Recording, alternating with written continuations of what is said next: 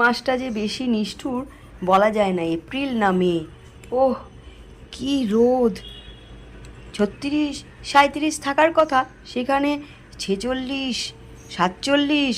কলাইকুণ্ডা ওইগুলো তো আরও সরেস, 49, 50। যেন মানুষ একেবারে মানুষ, পাখি, গাছপালা সব কি করে বাঁচে? মাঠ ময় আঁকাটা বড়, ধানে দুধ জমতে না জমতেই সব শুকিয়ে কাঠ।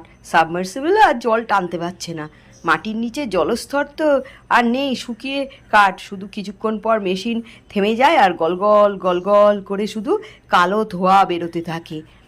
আর মা পাখিদের কি কষ্ট, কত কুটি ফুটো কাটা, কত কিছু দিয়ে বাসা বেঁধেছিল।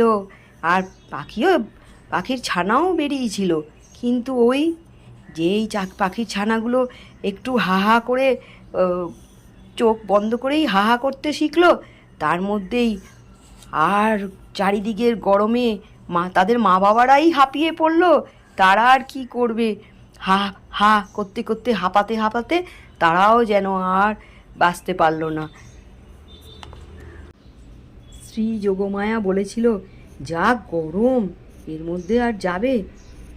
কি যে বলো, মায়ের কাজঘর যেতে আমাকে হবেই। আমি মায়ের অধম সন্তান, সব ভুলে এখানে পড়ে আছি, যেতে আমাকে হবে। ট্রেনে উঠেই বরেনের কিন্তু ঠিক মনে হলো যেন ট্রেনের গায়ে হাত দিয়ে হাতে ছ্যাঁকা খেলো। কি অসম্ভব গরম, তার মধ্যেই কিন্তু জীবন তার নিয়মেই চলেছে। উঠেছে সেই মৌসুম্বিওয়ালা, অদ্ভুত কায়দার এক হাতের তালুতে 5টা মৌসুম্বি ধরে বলছে 10 টাকায় 5টা মৌসুম্বি।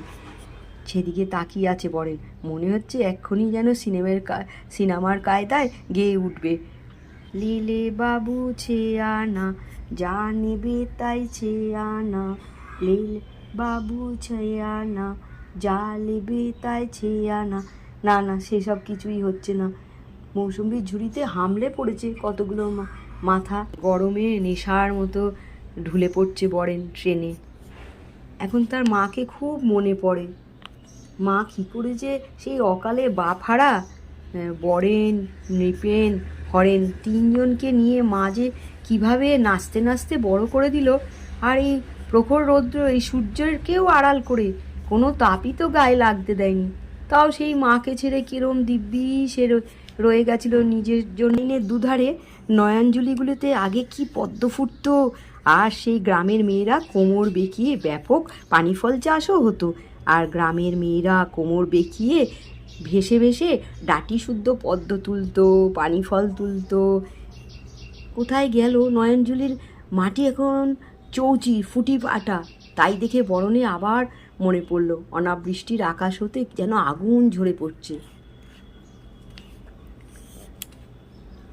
ট্রেন এবার এসে দাঁড়ালো পাঁশকুড়া স্টেশনে। সেখানে যা দম বন্ধ করা অসহ্য গরম, প্রাণটা বুঝি বেরিয়ে যায়।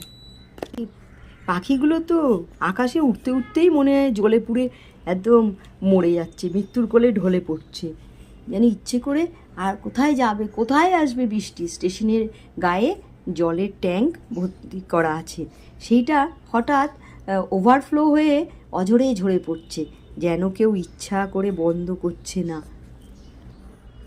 জলের ট্যাঙ্ক থেকে অবিশ্রান্ত ধারায় জল পড়ে যাচ্ছে, কেউ যেন ইচ্ছে করেই বন্ধ করছে না।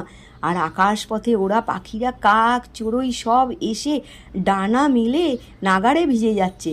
আরও আছে একদল বাপে তাড়ানো মায়ে খেদানো উড়নচণ্ডীর দল, সব এসে এইখানে ভিজে নিচ্ছে। আহা, বরেনের মনে হলো কতক্ষণ যে ট্রেনটা দাঁড়াবে, সেই যদি ওদের সঙ্গে একটু ভিজে নিতে পারত, তাহলে কি ভালোই না হতো। পশ্চিম আকাশ থেকে কালো মোষপাড়া মেঘ যেন উঠে আসছে। প্রথমে 1-2 ফোঁটা, তারপর বড় বড় 3-4 ফোঁটা, তারপর অযোধ্যারে বৃষ্টি নেমেছে, ঢালছে তো ঢালছে। মা ততক্ষণে এক দৌড়ে ঝাঁকড়া গাছের সেই ফলটার গাছের নিচে সে দাঁড়িয়ে আছে। আর বরেন ভিজছে তো ভিজছে, মা চিৎকার করে চলেছে, বরেন রে বাপ, চলে আয় চলে আয়, ভিজিস না, ভিজলে সর্দি কাশি হবে বাপ, চলে আয়। বরেন তাও শুনছে না, ভিজেই চলেছে ভিজেই চলেছে। বৃষ্টি বৃষ্টি আর বৃষ্টি, আহ কি আরাম! বরেন ভিজেই চলেছে। আর বরেন বলছে যেন তাড়িয়ে ফুরিয়ে নিয়ে চলেছে মেঘগুলোতে। তারপর অনেকক্ষণ ভেজার পর এবার ভয় লাগছে, দৌড়ে এসছে মায়ের কাছে। মা, মা গো, হঠাৎ ঝাঁকুনি। ট্রেন এবার এসে বুঝি থামলো খড়গপুর স্টেশনে। এবার তো নেমে এখান থেকে আবার বাসে যেতে হবে। সে বাস ধরেছে। সেই গরমে ক্লান্তিতে তার চোখ জুড়িয়ে আসছে। যখন কন্ডাক্টর তাকে ডেকে বাস থেকে নামিয়ে দিতে চাইলো, সে দেখলো সে, ড্রাইভার আর কন্ডাক্টর ছাড়া কেউ নেই বাসে। চারিদিক শুনশান, আর সেই মাটি ফাটা রোদ চারিদিকে। বরেনের মনে পড়ছিল না কিছু। তারপর মাথাটা কিরম ঝিমঝিম করছিল। তারপর মনে পড়ল, হ্যাঁ এটাই তো সেই স্টেশন, তাকে তো নামতে হবে, তাকে তো একাই একাই যেতে হবে কলাইমুন্ডি গ্রামের বাড়িতে। আর্জেন্ট কল, মাদার ডায়েট, কাম সুন নৃপেন। তার বর্দার আর্জেন্ট টেলিগ্রাম। বরেনের আবার ঘোর লাগে। আবার সে দেখতে পায় মা তাকে বলছে, ও বরেন, ওট ওট, সদুপোষ দিয়েছে হাতির মাহুতকে বলে কয়ে, একবার যদি হাতির না দিতে পেটের তলে গলে যেতে পারিস বাবা, তাহলে তুই মোটা হয়ে যাবি। মা, রোগা টিংটিংয়ে বরেনকে আর কোনো দিন মোটা হবে না মা। গরমে গ্রামের পথে কাউকে দেখা যায় না। হঠাৎ যেন নাম সংকীর্তনের হরিনামের আওয়াজ পাচ্ছে বরেন। হ্যাঁ হ্যাঁ, ওই তো খোল বাজছে। আচ্ছা, পরশুদিন তো বর্দা ট্রাঙ্কলটা, তবে কি মায়ের তেলখোল যাত্রা যাচ্ছে এইটা? হ্যাঁ, পরশুদিনই তো বর্দা টেলিগ্রামটা পাঠিয়েছিল, মাদার ডায়েট কাম সুন নিপেন।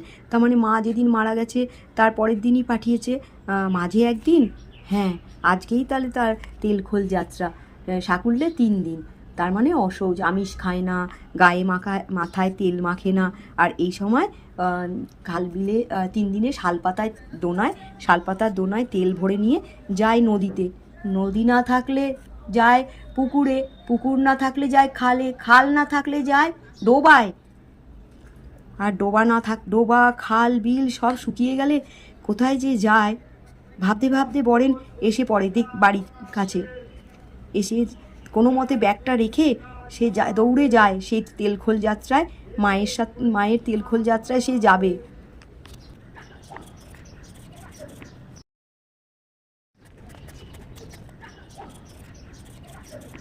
নতুন পুরনো সব বন্ধুদের দেবযানী ঠাম্মির চ্যানেলে স্বাগত। Welcome to my channel Debjani ঠাম্মি। গল্প বলির আসরে আজ তোমাদের সাথে শেয়ার করছি মায়ের তেলখোল যাত্রায় সামিল হবে বলে তল্পা গুটিয়ে যেই বরেন ঘর থেকে বেরোতে যায়, অমনি দেখে ও মা এসে তো দাঁড়িয়ে আছে এক কাঁদি খেজুর নিয়ে। মা, তুমি? হাউয়াও করে কেঁদে ফেলে। তুমি বেঁচে আছো মা? তাহলে বর্দা যে ওই টেলিগ্রাম পাঠালো। মা হেসে বলে, হ্যাঁ রে, অনেক এসেছিস বাবা, এই নে 1 ছড়া খেজুর, তোর জন্য অনেক কষ্ট করে বাঁচিয়ে রেখেছি। অঝোর ধারায় বরেন কাঁদতে থাকে। তখন তার হাতের চেটো ভেসে যাচ্ছে চোখের জলে।